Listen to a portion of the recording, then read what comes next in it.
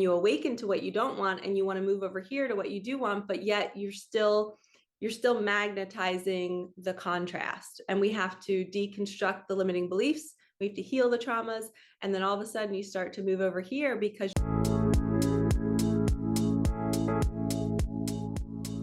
hello, you beautiful souls. Welcome back to my channel. My name is Michelle. We talk about things life, love, spirituality, law of attraction, and all of that juicy goodness. In this video, we are going to do a couple page pulls. Page pulls are something I do when I'm needing inspiration, when I'm needing communication from the universe, from my daughter, from my dad. Maybe for you guys, it's whatever loved ones have passed away and you're looking for them to talk to you. You know, using words, using cards, using books, and symbols. These are great ways to open the door of communication and to keep it alive, right? They're literally just in the next room. And maybe it's just with God and with your higher self. You're looking for guidance on your path and you're like, I don't know what to do next. This is a great way to get the message that you need to hear. You can literally walk through a bookstore, pick a random book, pick a random page, a random paragraph, a random sentence, and it will be exactly what you need to hear. So this is one of my favorite things that I started doing back in 2018 when I spiritually awakened. So I love to bring it to all of you as inspiration for you to start adopting these new habits. This builds your connection to your intuition, because if you were thinking a thought of doing something and then you're receiving other guidance to do it, it's like, okay, I can trust that first thought. Now I don't need a book to confirm it. I can just move forward in my life knowing that it's safe to do that thing. Okay. So this is a book called Creating Money. It's wonderful about building abundance through thin air, building abundance through your work that you want to do. So I just picked a random page. I don't know what it is. I'm going to do left side, second paragraph. Oh, wow. There's only 2 paragraphs. Okay. I'm going to get my glasses. As you imagine this joyful life in more and more detail, continue refining and adding to your answers, thinking of even more possibilities and choices, and imagining yourself having even more than you did the previous time. So this looks like this might have been an activity for manifestation of imagining what you want. It says, you may find that you get clearer about what you want as you focus on it and take away any limits you have placed on what is possible. You are creating a model that tells your higher self what your ideal life would be like. As you complete these questions, your higher self is already beginning to find ways to bring your ideal life to you. Are you ready to have it? Let's go back and look at some of these questions. Maybe you guys can write them down. Okay, it says, discovering your life's work. Imagine you are living a life that is truly joyful and loving. How would you answer the following questions? Remember, this is your joyful fantasy life. Use your imagination. Number 1, what activities are you doing, or what type of skills are you using, such as reading, talking, negotiating, counseling, thinking, writing, organizing, managing, working with children, running or participating in sports, working with objects, building things, or fixing machines or equipment, or working with plants, animals, or data? List at least 5 preferable or more. Number 2, how many hours a week do you devote to money-making activities? What hours do you work? How many days in a row do you work each week or month? So you guys are literally creating whatever you want to create. I did this. I always said I only wanted to work 4 hours a day. And that's what I do now. I literally only book 2, max is like 2 sessions per day with a client. And honestly, my body reflects it back to me. If I do 3 sessions in a day, I'm exhausted. And then I need like the whole next day to recover. Okay, number 3, do you have a physically active, fast-paced job? Or do you work in a slow, relaxed atmosphere? Number 4, do you work with the same people every day? What are these people like? What role do you play with them? How much of the time do you work alone? Okay, number 5, what does your work environment look like? Is it indoors or outdoors? In your home or in a center or office? Do you travel? If so, where and how often? Do you work in the city or in the country? Number 6, what status do you have, or what role do you play? What responsibilities do you have? What opportunities for advancement? Are you part of a team? Do you work for a large or small company or for yourself? Do you work for one employer or group? Or do you contract your work to several clients? So that was where we left off, or that's where we started. The next paragraph was what I said in the beginning. So answering those questions and really going into, what do I really want to do? If you're the creator of your reality, you get to pick. You get to plan out how many hours, who do I want to work with? Do I want to work with kids? Do I want to work with adults? And sometimes on the journey, we have to go and try those things out. We have to really figure out, well, what don't I want to do? And that's where a lot of you on my channel are sometimes, is you're in the thing that you don't want to do, and you found my channel, and now you're being guided to take a step into something that you really do want to do. And a lot of my clients are in the in-between. They know they don't want this, but they don't know what they do want. And that's where I come in and guide them and give them messages like that come through me and through my experiences, and say, hey, like, we don't always need to know, but it's important to know what we don't want. But let's imagine a whole new life. Let's imagine, what do you want to do? Do you want to wake up and stay at home? Or do you like to get up and get dolled up and go somewhere? And then we take inventory and we start really asking ourselves those deep questions about, what do we really want? It just made me think of the movie The Notebook, where Noah's like, what do you want? And she's like, I don't know. And that's all of us on the spiritual journey. We don't know. And that's the beauty of it, I think, is that our soul knows, but our human can't possibly understand what's ahead of us. We just have to go with what feels good in the moment. And we have to go into the things that don't feel good to realize, oh, that's the contrast. That's what I don't want. Now I'm going to move forward over here and follow what makes my heart race, what makes my heart beat fast, what lights me up, what would I do for hours? This is a huge one. What would you guys do for hours and forget to eat, forget to call your family? You're just in the zone, you're in your genius doing it. That a lot of times is your purpose. That's your passion. I know for me, people would book me for reading parties, or I'd go to cute crystal shops or plant shops, and I'd sit outside with a cute little chalkboard and I would do pop-up readings. And the community, people would be walking by, it'd be like a cute night on a main street with all Christmas lights. And I'd be sitting outside and people would come up and get readings with me for 20 minutes. And I would do like 8 in a row, and I'd forget to eat. And I'd forget to go to the bathroom. And that's how I knew what I love to do, is because I literally got so immersed into it that it felt like it's all I wanted to do. So I have that in my reality. I also love to decorate. As you guys can see, I am always switching up my decor. I'm moving tables, moving benches, moving couches. I just moved my couch back here. I made my living room space more of like an office and like a card table. And I love spicing things up. I love using decorations in odd places where you wouldn't normally hang them. Like, this is a bar countertop here, and I have a heart hanging. Normally people have bar stools there, but I don't use it that way. I like to do things different. And for me, when I go to TJ Maxx or a home store and I'm shopping, I lose all track of time. I am in the zone. I am just so excited to come home and test everything out. I had an interior decorating business for 6 years, around when my daughter was born, and I loved it. I would literally spend so many hours in a space just staring at it, staring at the beauty that was created from all the things that I put together. And it lit me up. And I still want to do that. I want to get my own house, and I'm manifesting that for myself. But think about what lights you up the way I'm talking about what lights me up. What can you sit around doing and you're just like, I get so immersed in this, I forget to eat. Now we have to figure out a way for you to make money doing that, or you just go and do that because it's going to generate the joy, and then your next steps will come to you while you're doing that thing. Okay, so I don't do the decorating for money. That's just my passion. It's just what I love to do. The cards have become my passion. The coaching, the teaching, the sharing, that is where I make my money. So one avenue might not be your money source, but this book is saying, like, let's figure out how you want to create your life. Like, how much of it do I want to decorate? How much of it do I want to coach women? And I get to decide that. And then if I get feedback from the universe that that's the right step, I'll be shown through signs, through synchronicities, through women coming up and asking for coaching, from somebody asking me to decorate their home. There's feedback that comes with it, right? Our higher self is going to give us those next steps. And that's where I love coaching and doing readings and guiding people, because they're in that transition. They are at this place where they don't want to be, but they're not quite sure how to move into the co-creation that they want for themselves.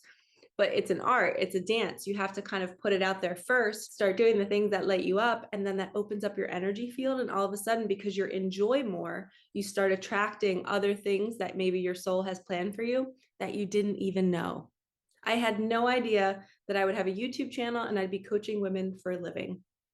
I had no idea. I thought I was going to be a teacher forever. So it is wild how when we surrender to our soul's path, we get shown the way. Okay, final message, Heart Thoughts by Louise Hay. I'm feeling like we're going to go to the beginning of the book. I don't normally do the beginning. If you guys want to tell me when to stop. Okay. The business is God's business. We are in partnership with the divine intelligence. We are not interested in the negative aspects of the outer business world, for they have nothing to do with us. We expect positive results and we receive positive results. We attract to ourselves only those in the business world who operate on the highest level of integrity. Everything we do is done in the most positive way. We are continually successful in each and every project we do. All those with whom we do business in any manner are also blessed and prospered and are delighted to be connected to us. That's you seeing your value in whatever you're being called to move away from and into. You have to be living this. You have to know that you're only attracting high integrity clients. You're only working with people that are in integrity. You're only working with people that value you. Okay. So you have to start there first. You have to be that person first, and then you'll attract the right clients and the right people. And a lot of times that transition over to that new life is through a mentorship, through a coaching program, because you have to deconstruct all of the fear and the limiting beliefs that used to attract the narcissist, that used to attract all the icky situations. Does that make sense? So you're in the contrast because you're still in the patterns from childhood and you're attracting all of the things that you don't want. And then you awaken to what you don't want and you want to move over here to what you do want, but yet you're still magnetizing the contrast. And we have to deconstruct the limiting beliefs. We have to heal the traumas. And then all of a sudden you start to move over here because you're popping out of this bubble of pain into the bubble of bliss. It says, we are constantly grateful. This is how we need to be. We are constantly grateful for the opportunities that are presented to us to help this planet and each person on it. We go within and connect with our higher intelligence. We are always led and guided in ways that are for the highest benefit of all concerned. All our equipment works perfectly. We are all healthy and happy. Everything is in harmony and flows in divine right order. All is well. We know this to be the truth for us, and so it is. And on the left side, it says there are so many products being sold on the basis that you are not good enough or acceptable enough unless you use that product. Messages of limitation come from many places. It does not matter what other people say. It is how we react and what we choose to believe about ourselves that matters. Your personal belief systems are all that matter. And we have to be in situations that help us see, oh, I attracted this because I was believing this. And sometimes we don't even know. You know, I was on a client call with a wonderful woman from Las Vegas, and she's in my coaching program and she's fantastic. And we were just uncovering so many layers of why certain things happened in her past. And she's been through so much. And we pieced it all together. And she was still in this present moment, still giving to people that weren't appreciating her. They just kept taking, but she also was saying, here, you can take from me. She didn't have any boundaries. And she wasn't realizing that they have a terrible money story. So that money is just going to siphon right out of them. They're not going to hold on to it or do good with it. So she was feeling physical pain from overgiving, but wasn't connecting it to that. I think she had an idea of it. But now she's so much stronger. And now she can say confidently, I'm sorry, I can't give to you at this time. I know you'll figure it out. I will support you along the way. I'll cheer you on, but I no longer can give from my wallet. I can give from my heart, and that should be enough. And that's what I love to teach my clients is we tend to give and give and give, and we don't realize that we're giving to the wrong source. We're giving to people who have a terrible money story. We're giving to people who will never grow, and we're enabling them. So we have to pull back because we had to do the work. We had to learn to fly on our own, right? We had to figure out how to make money on our own. So why are we supporting somebody else and saying, oh, you don't have to? Every soul has their own mission, their own journey, their own lessons. We have to let them fall. They will figure it out on their own. And we are emotional support along the way. Okay. You are only giving of your resources and your energy to people who will actually use it. And that's part of the lesson here is you have to, if you're in a contrast situation in your life and you're trying to move to your bliss bubble, if you're being siphoned by other people in this energy, that is a clear lesson that you need to heal that. You need to, pull all your tentacles back, as I like to say. Stop giving to people who are not appreciating you because you're allowing this lower vibration to use you, where if you weren't doing that, you could take all that energy, right? All that energy that you're giving to others, pull it back, start giving it to yourself, start eating healthier, start going to different places, start surrounding yourself with people like me in a program, in a group, in a community. And then you take all of that energy and you put it towards creating your new reality. So many of you right now are distracted by siphoning energy and you're not realizing it because you feel pressure to save people.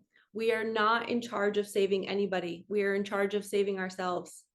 And we might feel like we're going to die if we don't help this person, if we don't give them money, because we don't want to see them in pain. But guess what? They have to feel that rock bottom.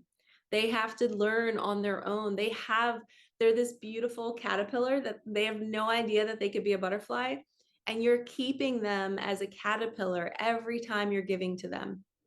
So pull back and then get excited because you're going to see them so beautiful and have beautiful wings, and they're going to grow and they're going to start flying, and you're going to be like, wow, I played a role in that. I pulled back and I let them see what they could really do.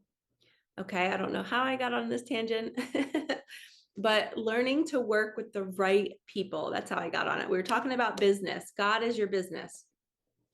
Keep God, keep your higher self. God is you, right? God is source energy moving you. You want to keep that source energy at the forefront of all of your decisions. You have to ask yourself, would my higher self want me to do this right now? Is this the right thing? Am I abandoning myself by doing this? Then don't do it. Have firm boundaries. And remember that first book, all of those questions that you're asking yourself, you're saying, how many hours do I want to work? Who do I want to work with? This is part of that. You're in the contrast bubble. Deconstruct it and say, what do I not like about this? Now let me leave all that over there and let me create a bliss bubble of working a few hours a day, supporting my family, making $10,000 a month, whatever it is. You guys are capable of creating whatever you want. And you guys, I am proof. I went from being a teacher for 17 years, being bound by a schedule, to now I get to wake up when I want. I schedule my clients the way I want. I created a coaching program. I created a mentorship program, which is kind of like the structure of the inner entrepreneur in me. I created a structure where there's stability. Money's coming in on a consistent basis. I created my Awaken Your Magic community to support people who are newly awakening and they don't have anybody to ask questions to. Like, to me, that's what that community is. It's more of like a question spot. And you get support from other people and you share your wins, the signs, the synchronicities. We do monthly calls. And then my coaching program and mentorship, that's more of the meat of my income.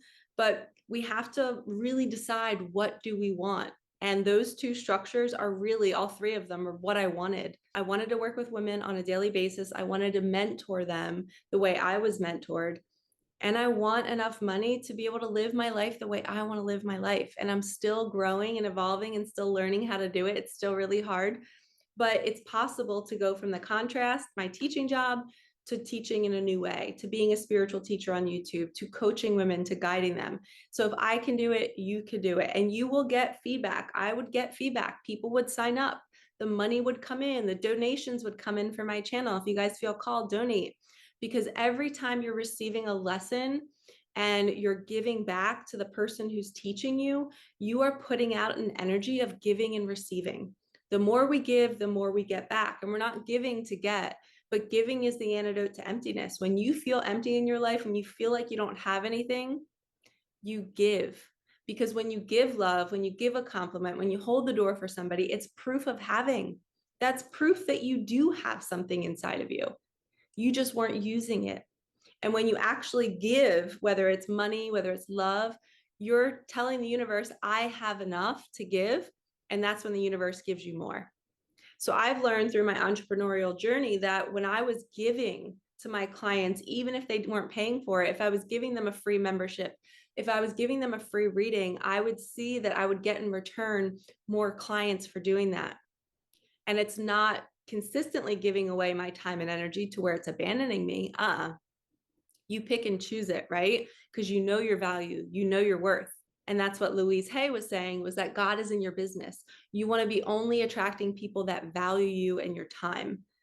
And that's the mission. The mission is to move from the contrast to the bliss bubble, doing what you love, creating this new life, acting in integrity, attracting people in integrity, and literally doing what you came here to do.